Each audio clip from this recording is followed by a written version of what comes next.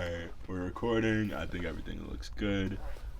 This first question I got for you: who are you? Where are you from? And can you give me a brief bio on you? My name is Luke King. I am from Chicago, Illinois. I grew up on like the near west side, Chicago and like Milwaukee area. I'm a young artist. I'm a young event coordinator. I went to Chicago High School for the Arts for 4 years for musical theater, and I just really fell in love with acting. I really fell in love with just community art and just like actually making like a positive change in the artist community specifically. I was able to luckily get like a scholarship to Columbia College for acting. So that's where I'm attending now, and it's been interesting with like COVID and stuff, but it's still definitely a blessing that I have being able to like pursue art at this stage in my life still. I want to be an actor, like that's what I want to do. I think acting, I think specifically movies, television, those are just like the closest thing to like almost time travel. It's just like you're encompassing a moment that's where like I could rewatch that shit for years and years and years and feel that energy that was in that room that same day, and that's just something that I just always have been really interested with, and yeah, like I just love movies, you know. Yeah. I know you said you acted in high school. Would you say that when you were acting and had shows going on and everything, you did the same thing that you're kind of aspiring to do now, as far as like capturing that moment in time, seeing your shows back and really capturing that feeling? Yeah, I mean, high school was different. It was musical theater, and it was like I was this lanky ass, like, you know what I mean, Oh, kid. trust me, I feel you on that. Yeah, you already know I'm 6'3", hopping in there like with, you know, these like ballet slippers on and having to like stretch my body in ways I've never stretched my body. You really find your size for stuff. You can't even try to find your for nothing, bro. And it's just like, I don't know. It was a lot of classical training, a lot of like honestly hard work, stuff that I had to adjust, but like having that I don't know, having those skills is like, now I'm so happy I have that. Like having that like classical training, having that like I don't know, if someone needs me to just sing and dance for them, you know what I mean? I can whip some shit up, you know. I think that's cool. I think that's just like having all that under your belt is just being like really multiverse. It's important. Yeah, it's you know? important to be multifaceted because I mean you never know where you're gonna be needed. Especially like I feel like the creative scene, especially in Chicago, like people are diving into so many different little pots and so many different little like realms, and like I don't know. I think that like why limit yourself? Why only be like your whole life be focused on one thing when like, you know, there's so many different passions you could pursue. And I get, you know, mastering one thing and having that one like craft, but I still think like don't ever limit yourself. Don't ever, you know what I mean? There's just, It's always important to always try to strive to keep going. Yeah. And keep growing as a creative. Having a balance and just like, especially creativity, just like, you know, there's always, I think, another form of expressing yourself through an art that you could find, I think, you know. What is RTBT? So RTBT at first, it was a name that, so I was, you know, I've been thrifting in Chicago. Like when you're growing up, like I was thrifting a lot with my older brothers, thrifting with my sisters. That's just kind of how I was getting a lot of clothes, hand-me-downs, you know what I mean? Like I was already used to that. That's just kind of what was pretty normal, you know? So yeah, I started selling like vintage clothes. I started selling the stuff I used to sell, you know, when I was like a teenager, and I did it under the name Red Tag, Blue Tag, right? And that was something that me and my brother just kind of, I don't know, we just made up one day. I just kind of needed a name. And then, you know, I think I just kind of grew out of like just that. I just grew out of selling other people's clothes. Like it's something that I really like. I learned a lot about garments. I learned a lot about how clothes are made and how like also how clothes are really like fucking up the earth as well. You know what I mean? Dude, fast fashion, killer. I think I wrote a piece on it. Yeah, it's one of the biggest contributors of landfills. Like it's really terrible. Like carbon monoxide, carbon dioxide. There's so many things. Terrible pollution. It's insane, and it's like, you know, we don't really realize it, and we're out here like, you know, sitting in lines for, you know, hours on end, days on end for stuff. Like these jobs. Yeah, it's crazy. So yeah, I just, you know, that's how I'm really happy I'm able to do this fashion stuff now, just because Like I fell in love with clothes like because of that. You know what I mean? I learned about actually how garments are made. I learned about how clothes are, you know, destroyed and how they're possibly recycled, you know? Mm-hmm. So yeah, I was sick and tired of just like selling other people's stuff. So I started just kind of figuring out ways I could, you know, rework my vintage stuff and like make clothes. And, you know, that's definitely what I'm pursuing now, is just having a drop of sustainable fashion where it's all, you know, thrifted or vintage clothes that are going to be either printed on by me or reworked by me in some way. And, you know, just try to keep all the clothes I'm having like be either vintage or just be like secondhand. And if I am using any new garments, just having them be you know, sustainable and, you know, ethically sourced, ethically made, made by hemp. Dude, yeah, I literally just wrote a piece on the benefits of hemp. It's one of the craziest plants, and it's insane that it was outlawed for so long. For so damn long. It has so many benefits. Have you ever heard of hempcrete? No. It's this thing. Like people can use it to build houses and foundations. It's like concrete, right? Yeah, and bro. it's biodegradable. Like you can use it for medicine. It's so damn durable. Yeah. And that's, you know why? It's because of that hemp shit. It's because of the paper industry. Do you know that? Yeah. That shit's crazy. And it's like hemp is such a smaller area. You can make hemp 20 times faster than, you know, growing a fucking tree. Mm-hmm. And yet they still outlawed that shit. It just, yeah, it's fucked.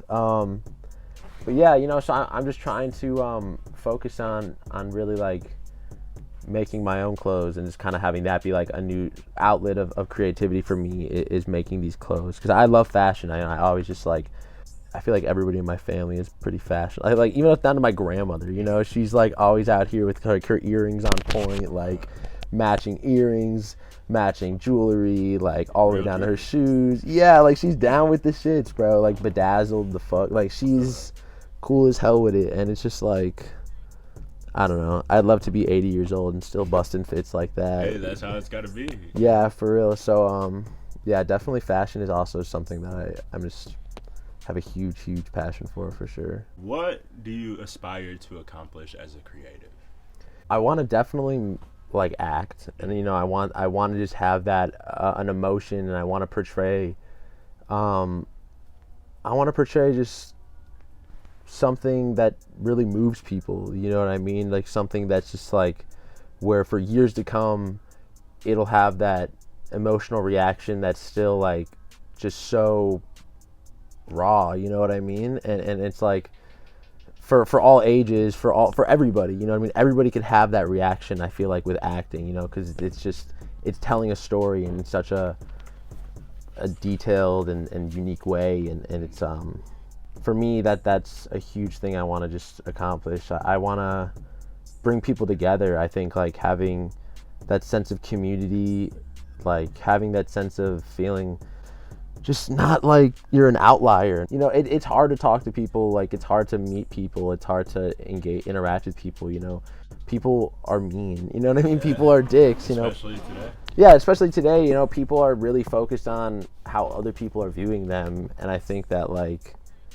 I don't know, if people focus more on just what's going on around them and just what's just like really there, instead of these like preconceived notions that they make up in their heads, people will be so much happier. And yeah, just I have people coming up to me at the end of some of these like events or pop-ups I'll be doing, just saying like, yo, I've met some amazing people here. I've like, I haven't had a space like this where I've been able to really be myself, and that's really like what's moving. That shit that is really what is like why I want to do any type of event, any type of like creative organization or anything like that. It's really because like that reaction I get from people, you know, when people could literally tell me that this is something that, you know, they've gained something emotionally or spiritually or whatever it may be from this like thing that I was able to put together. That's just like, that's beautiful, you know what I mean? That's like the most beautiful thing I just possibly could think of, honestly. Yeah, I mean, even listening to you talk about it now, I'm just like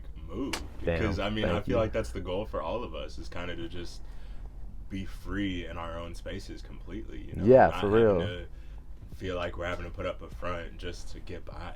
No, 100%. Especially in Chicago, you know? 100%. It's just such a close, it's a close-knit community, but I think it could be close-knit in ways that could hurt people, to where it almost, you know, differences are really you know, they're seen more than I feel like our similarities, you know, or people who are possibly just, you know, a little strange or, you know, maybe just different from you. You know, you also don't know what's possibly going on with them or what they've ever had to deal with. So I don't know, I just think these, like, yeah, Chicago's definitely close knit community, but I think we're also pretty quick to judge people, you know. That's for sure. So you know, it's something I think we could work on, but I also just, you know, I love Chicago still at the end of the day.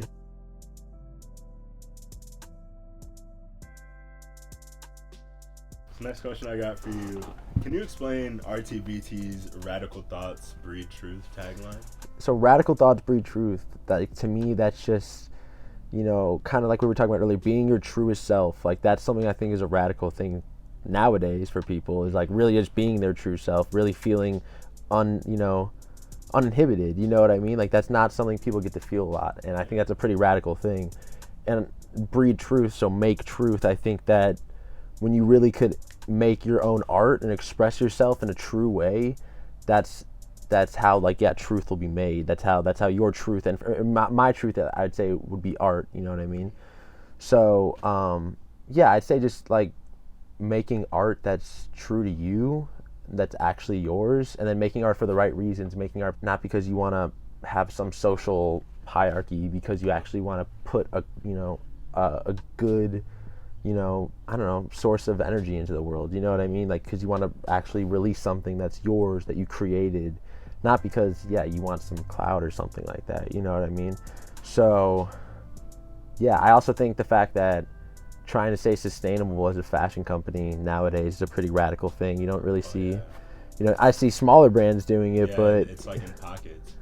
It's not anything to where when you look at the big picture on the actual, like, damage that these major fashion corporations are doing, any type of, like, sustainable front they'll put up or you know, recycled product that they'll make, that they'll, like, release to you guys, that's just facades that they're putting up to try to seem like they're dealing with the issues, when really they're still, you know, putting thousands and millions of pounds into landfills of, you know, polyester and unnatural resources and things that are not going to break down and cause monoxide, you know, just fucked up shit. We really have to take back the market, which means, like, putting money into local creatives, putting money into your homies who are having their clothing brands, or your homies who are making music, or, you know, have a catering company, or, you know, photographer, or whatever, you know, whatever it may be. It's just like, and they don't want to do that because, I don't know. I've noticed you've been increasing the amount of pop-ups that you've been hosting. Can you dive into those a little bit? Why are you continuing to push pop-ups so heavy? I had a lot of experience with my older brothers and doing events such as, like, open mics, things like drink and draws, a lot of really, like, immersive artist experiences and events, going, like, such a wide variety of different mediums of art too. And I was able to get that experience at such a young age, in, like, high school, going to these events at this studio, seeing, like, so many, like, just really cool creatives just do their shit, and just really see how, like, you know, coordinating, how fucking hard it was, for one, but two, also how, like, that shit, like, when you have those moments of just everybody enjoying themselves and everybody feeling that, like, freedom, I guess, it's fucking beautiful. I don't know, it's like I was saying earlier, like, seeing people walk up to my brother, or seeing people walk up to me after I would, like, invite them from school or something, being like, yo, this space, I've met so many nice people, I don't feel awkward here, you know what I mean? That's, like, such a good feeling.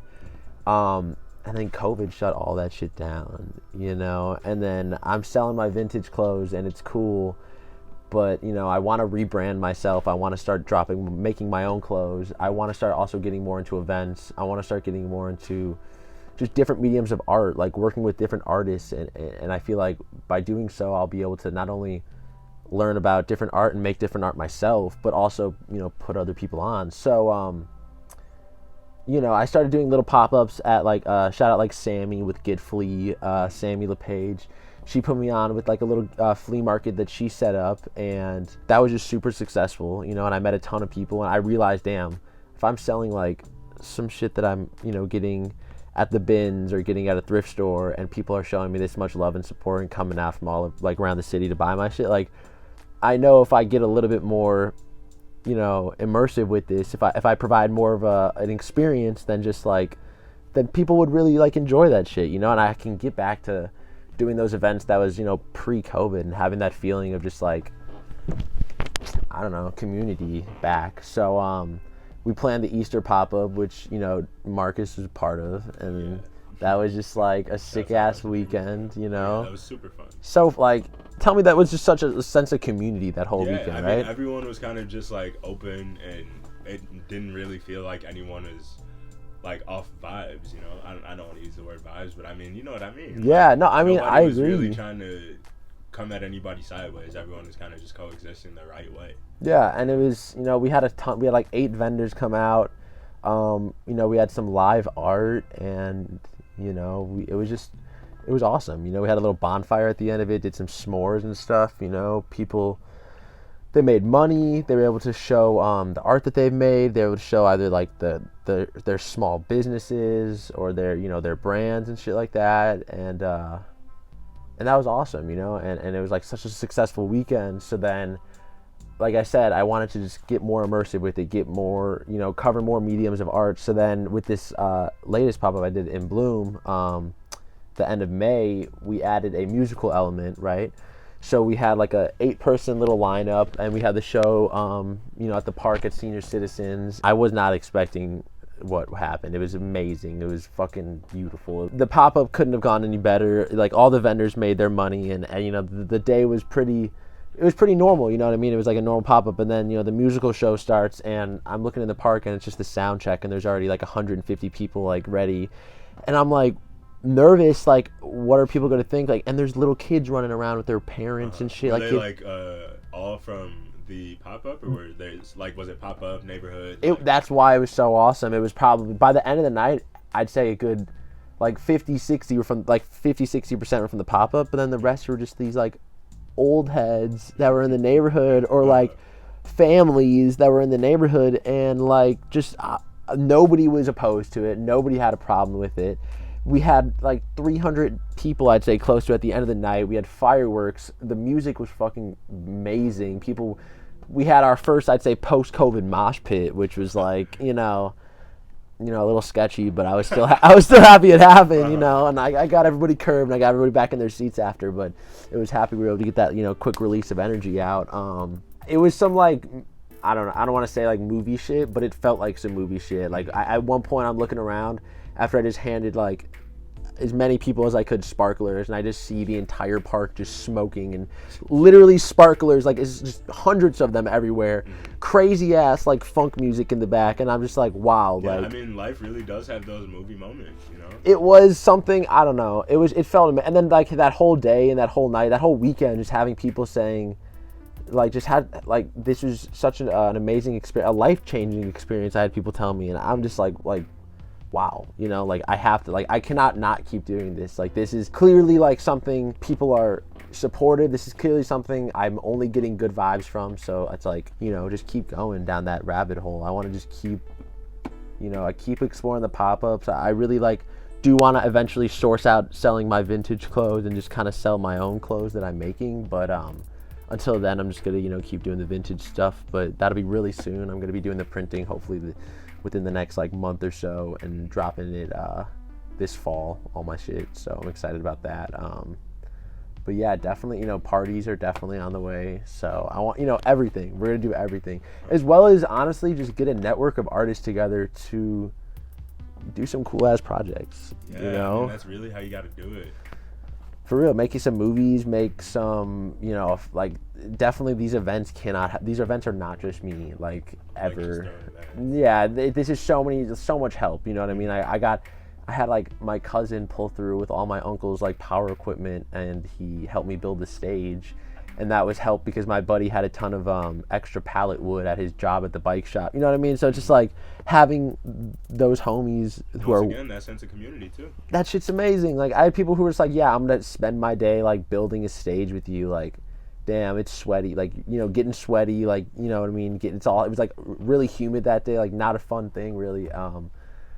but you know, obviously the outcome was fucking amazing and it was worth it, and yeah, I just couldn't ask for anything else, really. How do you prefer to clear your head and avoid burnout as a creator? Man. Damn. I definitely like watching like movies. I would say like playing video games, but my attention span is just so bad. It's like I'll play one game and just be bored, honestly. I feel that. I like hooping, I'm not gonna lie. I definitely I grew up with like a basketball like rim outside my house, so I was playing like street ball as like a youngin for a minute. So I definitely like that. I don't know. I walk my dogs at least once a day, and that's probably one of the best times for me to clear my head, if I'm being honest. Just because, you know, I a lot of times won't even bring my phone with me, just because I like that hour and a half of just kind of being just away from everything. I can just kind of like coordinate shit in my head and really kind of like, I don't know, just categorize shit in a way where I just don't feel stressed out. I don't feel overwhelmed. Yeah, spending time with my friends is a really important thing. Just, you know, goofing off. I definitely like dancing a little bit. Freestyling. You gotta love freestyling, you know. What does Chicago mean to you? It's the place I yearn for when I'm away from it, you know? It's like, people I feel like recently have been putting Chicago on this like pedestal of like the scene here. It's been like, yo, this like the Chicago scene's really popping off now, and I feel like it's been something that has just been its own thing for so long that like it didn't ever need some type of recognition that I feel like someplace like Los Angeles or maybe New York kind of does, you know what I mean?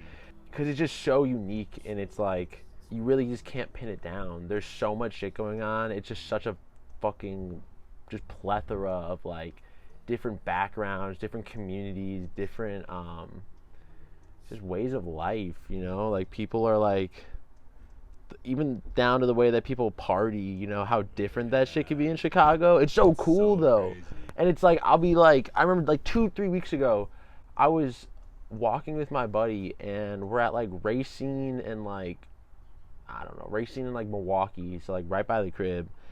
And there's just like this little like Volkswagen club, right? So all these German cars, but it was only Hispanic people, and they were just having a whole like cookout. They had like El Pastor. They had like, you know, they were giving me like drinks. They were like, you want some like fucking food? That's fire. I was like, bro, this was it was so fun. It You was just such a. casually stumbled upon it? I was like, do you guys want some photos taken with you guys in your cars? All the people were like flexing with their cars. Everybody was just like, do you want some Modelo? Do you want like do you want water? Do you want fruit? Bro, it was amazing. And it was just like, this was 2-3 blocks from my crib, and I had this experience that, you know, was just like so different and so like, you know, it's just amazing. Like you don't get that shit in like I feel like any other city where you can just walk down the street and have some shit like that, where people are like, you know, they're really just about having a good time. It really is like, you know, Chicago has such a bad rap for all this bullshit, but you know, at the end of the day, it's like people in Chicago, they just don't take shit. Yeah. Like they just don't take shit, and it's just like there's just no bullshit that goes on around here, and that's like really the truth. But like when people, if you're just a respectful human being, then like I don't think you'll have a lot of problems in Chicago.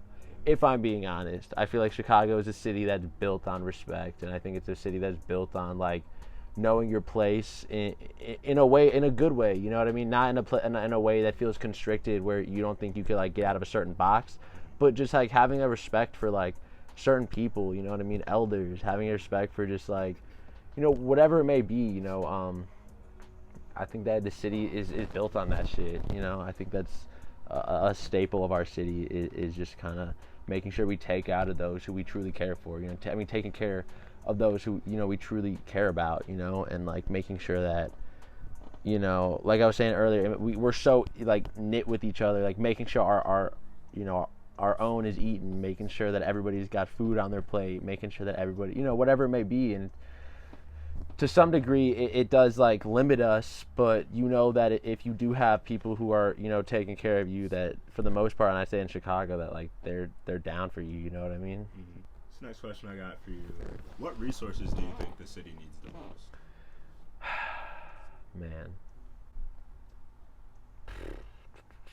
this is a hard question. I would definitely say just like where shit is located at, man. Like just the lack of resources and how shit is so segregated in this city. Exactly. Like how I went to Shy Arts, right? And the majority of the kids that went to Shy Arts were out here taking bus rides or train rides, having to take 2-3 hour commutes, 2 trains, 2 buses to get to school every day.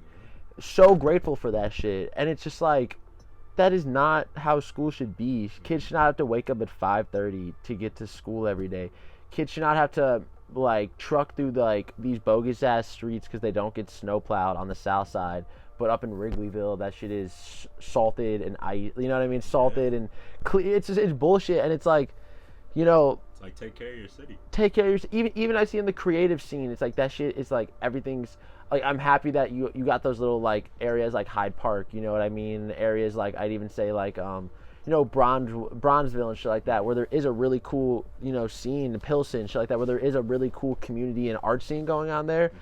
But for the most part, I see so many opportunities and I see so many things located on the north side, downtown, to where like the majority of the people who are attending these events are having to travel so damn far, are having to like spend so many resources for that shit. And it's just like, it's just not fair. You know what I mean? It's not fair for when the majority of the people who are supporting you are having to spend what $40-$50 on an Uber just to get to your shit, you know what I mean? Or the you know, even getting broader, even place, you know, getting like like food deserts and shit like that, like we were talking earlier, you know what I mean? Like not even just creative things, like getting to food deserts, after school you know, programs like that, you know what I mean? Like that shit is so sparse in certain communities and it's so spread out and it's done to keep, you know, certain people down. Obviously people of color and obviously you know, just any type of minority, anybody who's you know, just seen as different, and it's just, yeah, it's terrible. And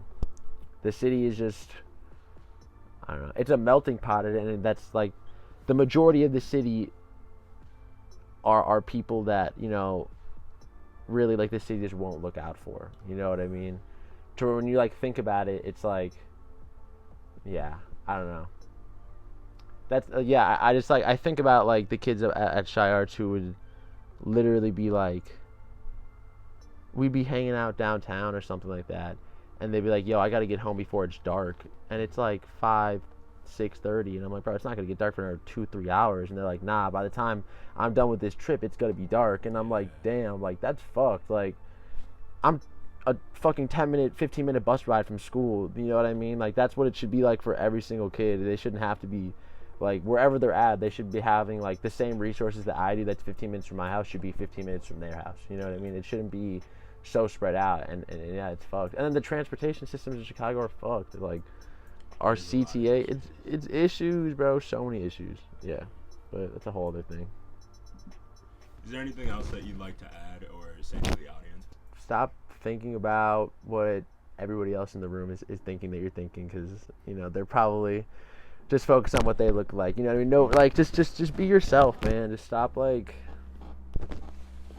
Do what you want to do what makes you happy. Don't compromise yourself for anything, because at the end of the day, like you could look cool, you could do your shit, but if you're not like feeling good on the inside, then like damn, that sucks. You know? Yeah, that's just shitty as fuck. Always gotta take care of your mental. Yeah, take care of your mental. Don't put yourself don't sell yourself short. Don't let anybody make you feel like they have any type of like true control over you, because at the end of the day, you are in 100% control of yourself and your actions and what you do, and you know, even if someone seems like they have full control over you, like your response and how you could react to any situation is yours at the end of the day. So just remember that shit and try to treat everybody with a little bit of respect, you know what I mean? Yeah. Absolutely. Give some love, show some love, you know what I mean? I think that's the perfect note to end on. Yeah.